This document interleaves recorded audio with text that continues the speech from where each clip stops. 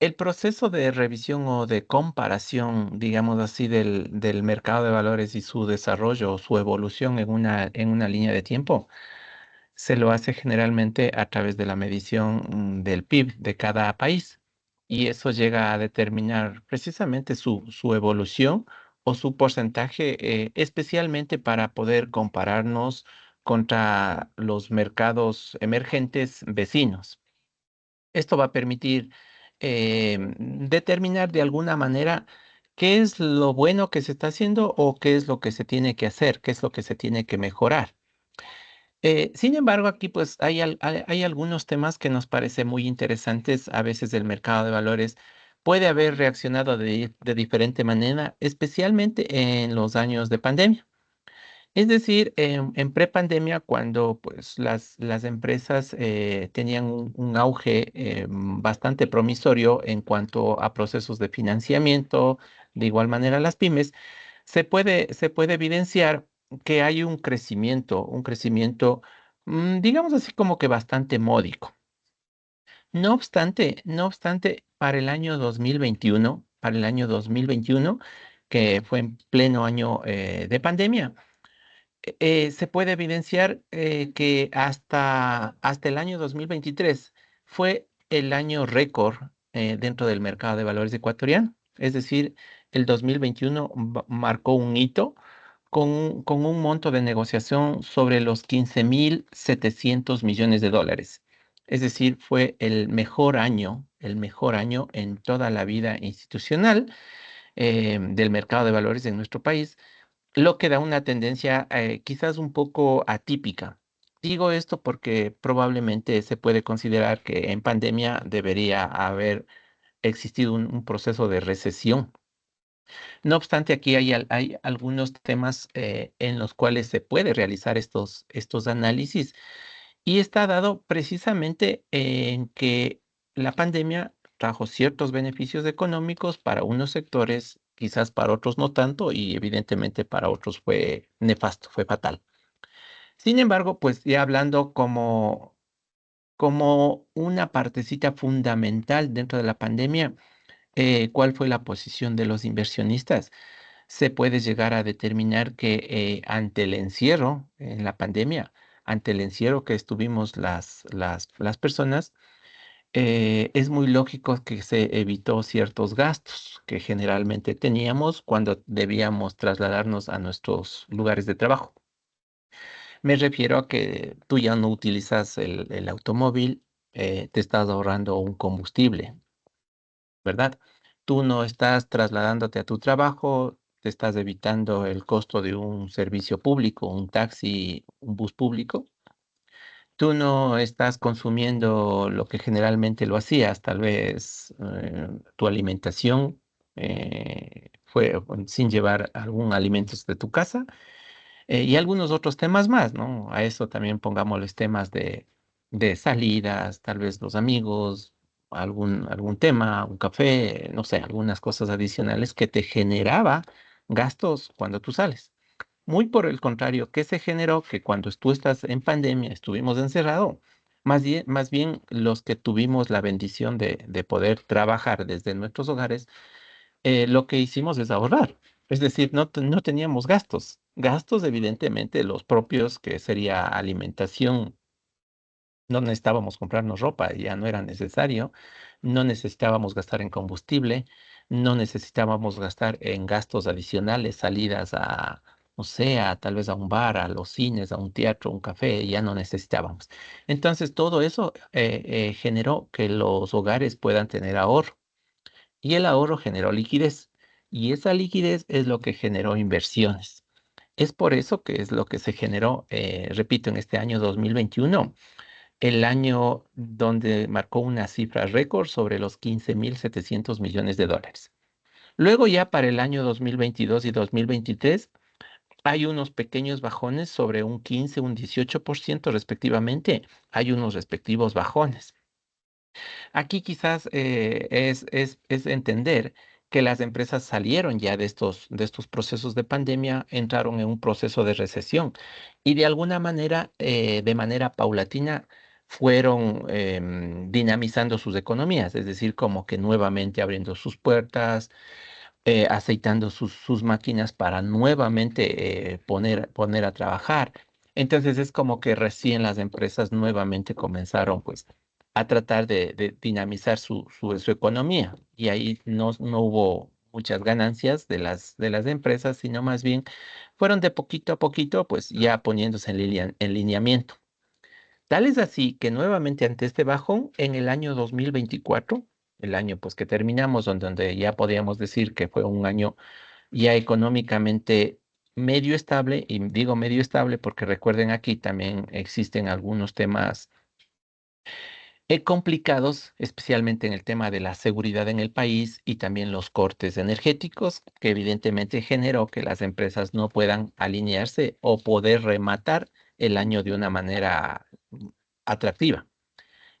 Sin embargo, pese a todos estos problemas y algunos otros más, incluso temas políticos y algunas cosas que pues todos sabemos porque no generó una economía muy dinámica, el año 2024 nuevamente pasa a ser una cifra récord dentro del mercado de valores que superó los 15.700 millones de dólares del 2021. ¿Sí? Por muy poquito, el 2023 superó al 2021. Entonces, si tú puedes ver estos movimientos, estos montos, está alrededor entre el 10 al 14% del PIB en Ecuador.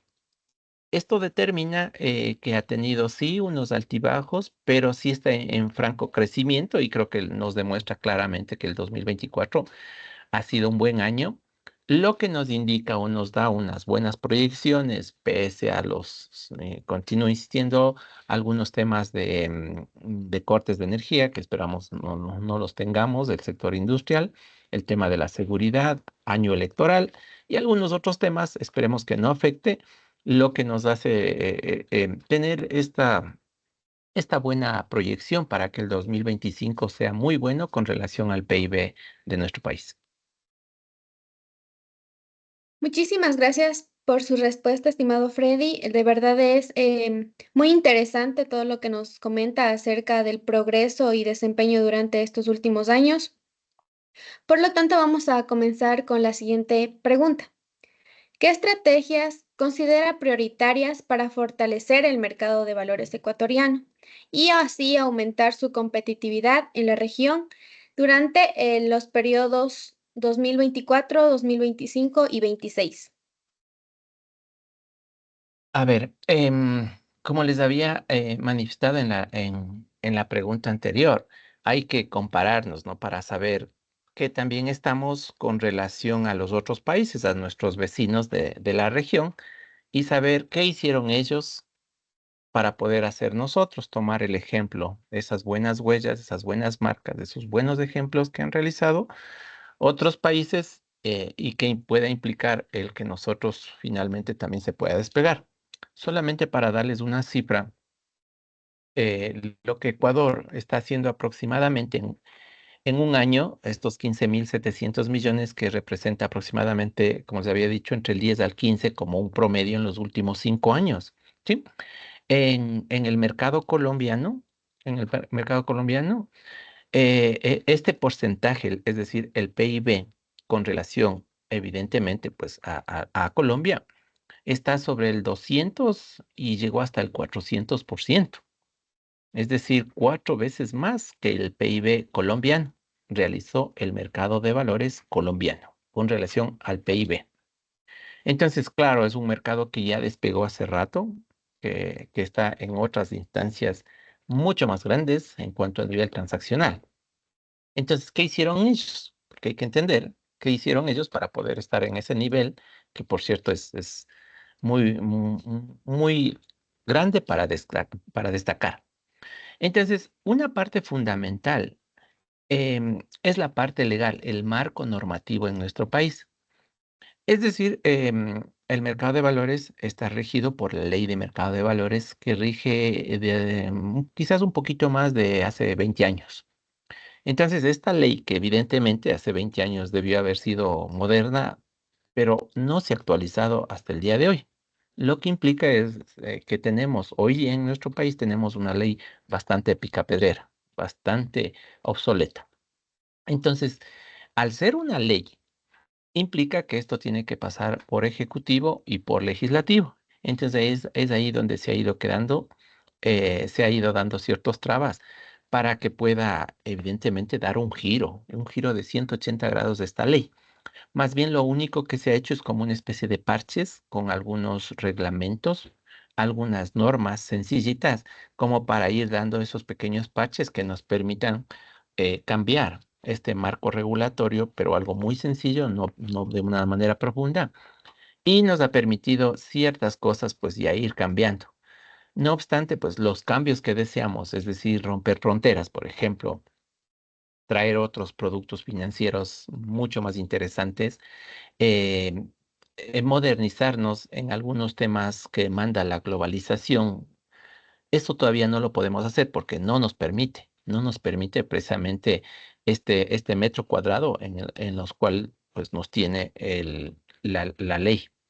Entonces es parte fundamental el que se pueda romper este marco jurídico a través de modernizarla, a través de actualizarla, a través de ponernos a la par de los mercados internacionales, se puedan romper fronteras, se pueda traer tecnología de punta, que en este caso los mercados internacionales lo tienen y eso permitiría que los valores internacionales con los nuestros como que se puedan realizar transacciones ya a nivel internacional. Entonces nosotros poder comprar acciones de una empresa internacional o viceversa, que inversionistas internacionales puedan comprar acciones de nuestras empresas. Entonces, esto va a permitir que se dinamice el mercado de valores. Esa sería una parte, considero que primordial, fundamental, para lograr que finalmente pues despegue y podamos tener el éxito o los números que otros mercados vecinos han tenido.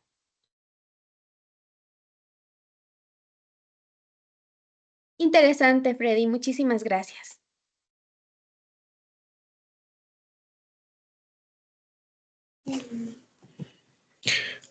Muy bien. Con respecto a la siguiente pregunta, por favor, ¿nos podría indicar de qué manera los casos de corrupción afectan la credibilidad del mercado de valores y las decisiones de inversión?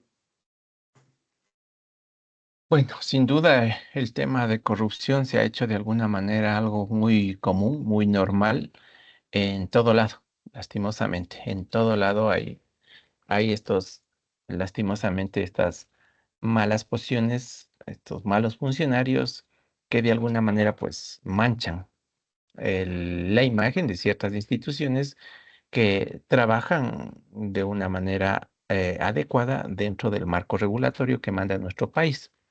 El mercado de valores también se ha visto inmersos en algunos de estas situaciones incómodas de corrupción, especialmente pues por el famoso caso Ispol que ustedes deben haber escuchado, en donde pues hubo un desfalco de cerca de 800 millones de dólares a miembros de la Policía Nacional, lo que evidentemente pues generó un boom, un estallido social, en donde de alguna manera también sí se relacionaba al mercado de valores. No obstante, pues bueno, aquí hay que tener una línea un poco más clara, más definida, el cómo se fueron dando estas situaciones, es decir, me refiero al origen y por dónde fue el camino de toda de esta trama. De tal manera que pues se pueda identificar a las personas y a las instituciones que de una u otra manera fueron involucradas en estos temas. Em, Sin embargo, pues claro, al hablar de mercado de valores se puede generalizar. Lastimosamente eso sucede en nuestro país, en donde se generaliza el tema y pues se mete a todos en una sola funda. Y eso de alguna manera está mal. Está mal porque, como vuelvo y repito, sí hay malos funcionarios que deben, evidentemente, pues estar a órdenes de las autoridades competentes. Hay empresas, hay instituciones que también se han prestado y pues finalmente pues la justicia es quien deberá llamar a todas estos actores que no han tenido una gestión adecuada dentro de estos procesos y no generalizar, digamos así, a todo el mercado de valores, porque hay empresas, hay personas que trabajamos de una manera adecuada, de una manera correcta y siempre evitamos este tipo de actitudes de personas que no están trabajando del todo adecuado. Sin embargo, pues sí es una parte fundamental que sí ha mermado el normal desempeño del mercado porque, repito, se puede generalizar.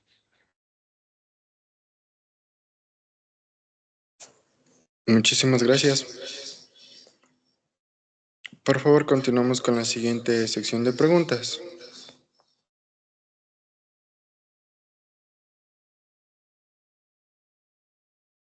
Muy bien, pasamos a la siguiente sección de preguntas acerca de los factores económicos.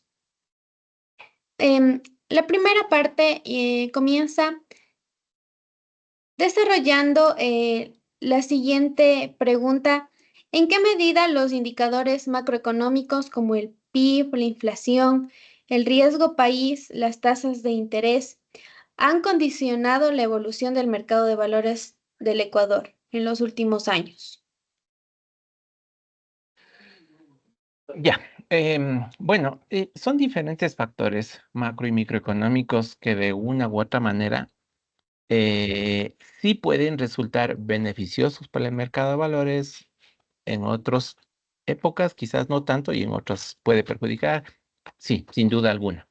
Entonces, partamos por el lado de la inversión, en donde estas personas naturales o jurídicas lo que buscan es generar una buena rentabilidad a través de un buen rendimiento, a través de una buena tasa de interés. Sin embargo, pues al ser un mercado competitivo, al manejar estos diferentes parámetros, puede implicar que estas tasas de interés resulten quizás no tan atractivas comparado, por ejemplo, con las tasas bancarias, una tasa pasiva, me refiero, en donde puede resultar muy atractivo. Entonces ahí es donde se vuelve muy competitivo el tema. ¿Sí? No obstante, pues el mercado de valores siempre ha ofrecido unas tasas de interés que son bastante buenas, bastante atractivas. Con relación al banco, al sector bancario, sí se puede decir que es una tasa más flexible. No obstante, pues el mercado de cooperativas, el mercado bancario, el mercado de mutualistas, también se ha puesto a la par, porque de igual manera, pues también es su negocio, su rol del negocio. Y esto implica que por estos diferentes factores también ha generado unas alzas, por ejemplo, en las tasas. Y finalmente, pues le hace muy competitiva, y eso de alguna manera también es bueno para el consumidor, para el cliente, para el inversionista, porque finalmente él va a poder tener estas opciones de inversión en donde va a considerar pues lo que sea más rentable, siempre guardando también el equilibrio entre la rentabilidad y también la seguridad. En cambio, por el lado del financiamiento, vuelve a ser una posición casi similar, diría, porque las empresas, asimismo, cuando necesitan recursos, captan recursos para ejecutar sus proyectos, sabemos que tienen estas dos alternativas tradicionales, que sería a través de un crédito bancario o el financiamiento a través de las emisiones de bonos en la bolsa de valores. Entonces, ¿qué es lo que ha hecho esto? Que de igual manera la empresa pueda medir estas dos fuerzas de tal manera que pueda hacer un análisis. Sin embargo, aquí recuerden que nuevamente vuelvo ante este manejo de las tasas. Implica que, pues, en este caso, las tasas activas bajaron hace poco tiempo, en realidad bajaron y lo que implicaba que en este caso ya era muy competitivo contra una tasa que se puede financiar en el mercado de valores. Entonces, eso hizo que la empresa pueda optar por una tasa de financiamiento quizás más cómoda dentro del sector bancario. Entonces, esto generó evidentemente pues que el mercado de valores sufra esos pequeños vacíos porque en este caso la empresa, en vez de financiarse en el mercado de valores, probablemente acuda al sector bancario, a cooperativas, a mutualistas o a otros medios. También hay fondos internacionales en donde también, pues, por el manejo de las tasas, por el manejo del PIB, por el manejo de de la inflación. Recuerden que como nosotros, pues al estar dolarizados, tenemos una moneda fuerte, no es nuestra, pero sin embargo, sí nuestra inflación es bastante accesible. Esto hace que el mercado se vuelva muy, muy competitivo.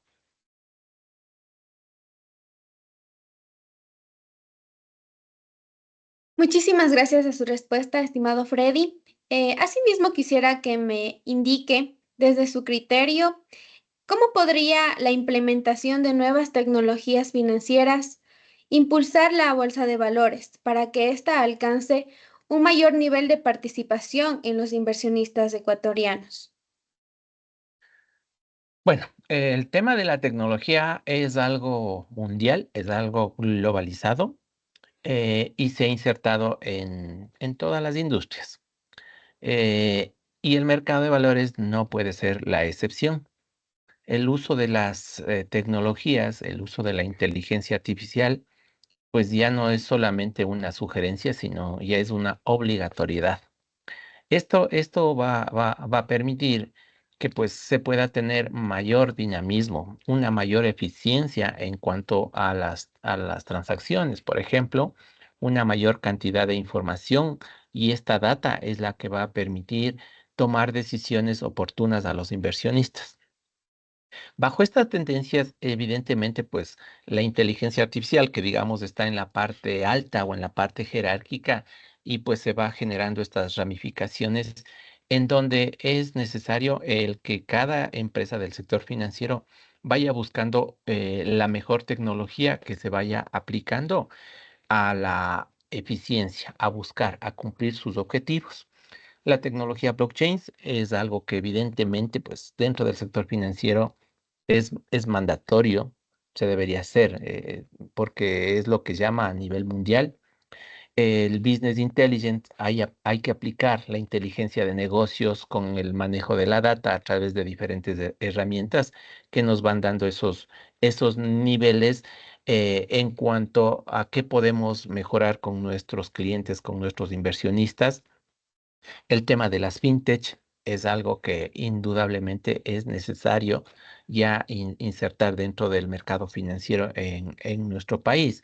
Y algunas otras tecnologías, hablo de herramientas en donde se debería ya tener para el manejo especialmente de la data. Esta data es lo que es importantísima, es como si fuera oro en polvo. Esta data es la que se necesita procesar, ¿sí? Y este procesamiento, finalmente con estas herramientas como el Power BI, como la herramienta ERE y otras tecnologías más, va a permitir que esta data finalmente pues ya no sea información en bruto, sino más bien toda esta información vaya a ser procesada en paneles, en dashboards, en en esos insumos que nos dan estas especies de calentamientos en ciertas áreas o en ciertos segmentos. Y finalmente, qué llama o qué busca es para que las altas gerencias o quienes estén al frente de las empresas puedan tomar decisiones oportunas y a tiempo. Eso básicamente va a ser primordial que las tecnologías puedan insertarse urgentemente dentro del mercado financiero en nuestro país.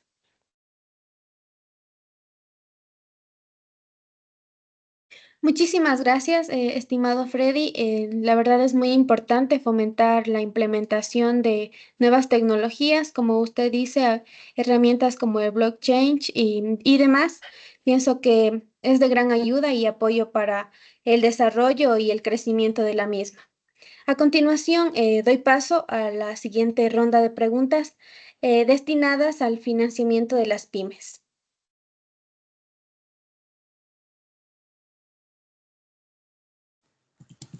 Muchas gracias. Por favor, quisiera que me ayude con la siguiente inquietud. ¿Cómo valora usted el acceso de las pymes ecuatorianas al mercado de valores como una alternativa de financiamiento e inversión frente a los sistemas tradicionales de crédito? Si bien es cierto, el mercado de valores es una alternativa de financiamiento para las pymes, no obstante, hay diferentes instancias por las cuales no tenemos un buen número como nos agradaría. Hoy día aproximadamente tenemos, me parece que 95 pymes registradas en el mercado de valores y ubicadas en diferentes sectores económicos del país.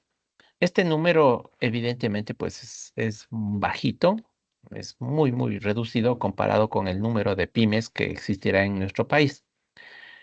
No obstante, pues todos conocemos que el segmento de pymes en nuestro país y en cualquier otro, especialmente de la región, es un motor económico en cada país. Genera empleo, genera materia prima y es un motor que generaliza y dinamiza la economía en cada país.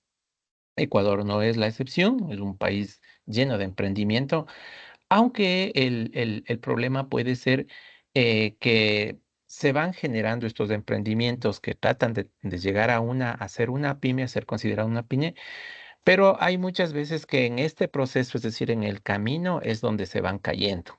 Es decir, tenemos buenas iniciativas, tenemos buenos emprendimientos, no obstante, ante la falta de conocimiento, hasta la falta de ciertos factores y variables económicas y financieras para poder manejar el flujo de caja y el concepto de un negocio, puede hacer que en el camino vayan cayendo estos temas y no se llegue pues a cumplir el objetivo de una pyme. Estos pueden ser algunos trabas para que finalmente pues las pymes puedan llegar a cumplir sus metas y objetivos. No obstante, otro tema muy fundamental también es el conocimiento. Es decir, la sociedad de manera general y de manera puntual, hablando las pymes, no conocen esta alternativa de financiamiento a través del mercado de valores. No conocen. Entonces, es parte primordial que podamos entender los diferentes actores de la sociedad, llámese Estado, instituciones públicas, empresas privadas, la banca, el sector del cooperativismo, la academia, ¿sí? Todos estos actores es necesario que puedan conocer estos procesos de financiamiento que hay con las pymes y puedan apalancar sus proyectos a través de la emisión de ciertos instrumentos financieros que se van generando de acuerdo a la necesidad de la propia pyme. Entonces, esto es importante porque la propia pyme emite estas condiciones de acuerdo a sus propias necesidades. Es decir, es muy flexible de acuerdo a lo que necesita la empresa. Adicional, adicional, existen también ciertos beneficios que motiven a las pymes y también motiven al inversionista. Motivar a las pymes en cuanto a cobro de comisiones, que son ciertos requisitos que se van reduciendo en algunos casos a la mitad y en otros casos inclusive son tarifa cero. Entonces es mucho más flexible para que las pymes puedan inscribirse en bolsa y también se motiva al inversionista. Cuando un inversionista realiza una compra de una inversión a una empresa, a un bono de una empresa, existe una comisión fija. Sí, que en este caso es del 0,09%. Sin embargo, cuando un inversionista adquiere un bono, pero ahora de una pyme, esta comisión del 0,09% se reduce al 50%, es decir, la comisión es del 0,045%. Entonces, ¿qué es lo que se busca con esto? Es que el inversionista se motive para invertir en una pyme. Entonces aquí, si ustedes ven, además de motivarle, ¿qué es lo que se busca? Que él también, pues, trate de ayudar, ¿no es cierto? Y de una manera directa también ayude, impulse a este segmento. No obstante, por tema de conocimiento, probablemente se vuelva a considerar un sistema un poco riesgoso el invertir en una pyme porque no la conozco, porque es de alguna provincia, porque a veces son productos que no son muy tradicionales o no están en un sector económico quizás potencial y algunos otros temas. Entonces, finalmente puede hacer que ese documento, pese a ser atractivo, pese a tener una comisión atractiva, pese a generar una buena rentabilidad, probablemente no sea atractivo para el inversionista, no precisamente por estos factores, sino más bien por considerarle una empresa pequeña. La cultura dentro de un inversionista todavía no es madura, al contrario, es muy básica, y esto genera que el inversionista tradicional ecuatoriano busque una calificación de riesgo dentro de una empresa generalmente. Muchísimas gracias por su respuesta. Realmente es interesante entender el funcionamiento y todo este tipo de conflictos y también de posibilidades que se pueden llegar a generar. Por favor, quisiera que me ayude con lo siguiente también. ¿Qué propuestas, programas o reformas legales podrían implementarse para fomentar una mayor inclusión de las pymes en el mercado de valores y posterior a ello potenciar su impacto en la economía nacional? Bueno, como beneficios están ahí, son públicas la información de estos procesos para las pymes. No obstante, es importante fomentar esta difusión de la cultura bursátil hacia el segmento de las pymes. Pero resulta complicado porque, claro, las pymes son pequeñas empresas que están distribuidas en todo el país, y lo que se debería hacer es de alguna manera aglutinar, ¿sí? Podamos tener estas reuniones, estos talleres, porque finalmente, ¿qué es lo que se busca? Es que ellos puedan tener alternativas de financiamiento. El mercado de valores no es lo único. Al contrario, existen varias alternativas, pero ¿qué es lo importante? Que las pymes puedan conocer estas alternativas de financiamiento y ellos puedan tomar la decisión de cuál sería el mejor proceso que se vaya adaptando a sus propias necesidades. Todas las pymes son diferentes por su rol de negocio, por su ubicación geográfica, por su cultura, por diferentes razones. Entonces, ¿qué es importante? Que podamos tener estas reglas de juego para todas las pymes, y estas reglas de juego van a estar dadas de acuerdo a estos diferentes procesos de financiamiento que finalmente les va a permitir ellos tomar la decisión para poder financiarse con una tasa muy flexible, con procesos muy flexibles, con ciertos niveles de riesgo reduciéndolos, y eso lo convierta en una pyme que puede captar recursos y finalmente pues ir cumpliendo sus metas objetivos.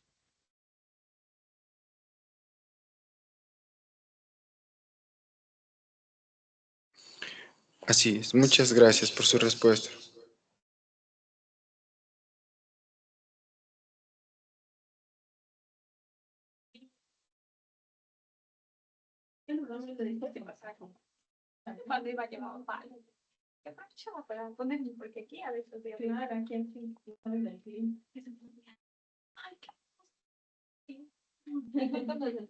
Muy bien, estimado Freddy, damos cierre formal a esta entrevista.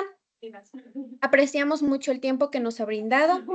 Sus conocimientos y perspectivas han sido de gran valor para nuestras investigaciones y sin duda nos ayudarán a enriquecer el análisis de nuestras propias perspectivas hacia nuestras tesis. Le agradecemos su amabilidad y disposición por compartir su experiencia con nosotros. Esperamos en el futuro poder contribuir al desarrollo del mercado de valores y quién sabe podamos coincidir nuevamente en el ámbito profesional. Que tenga un excelente día. Gracias, chicos, por el espacio. Espero que la información haya sido de su utilidad. Les mando un fuerte abrazo. Hasta la próxima. Muchísimas gracias, igualmente, un fuerte abrazo. Gracias, Dayana. Gracias, Dani. Hasta luego, estimado Freddy.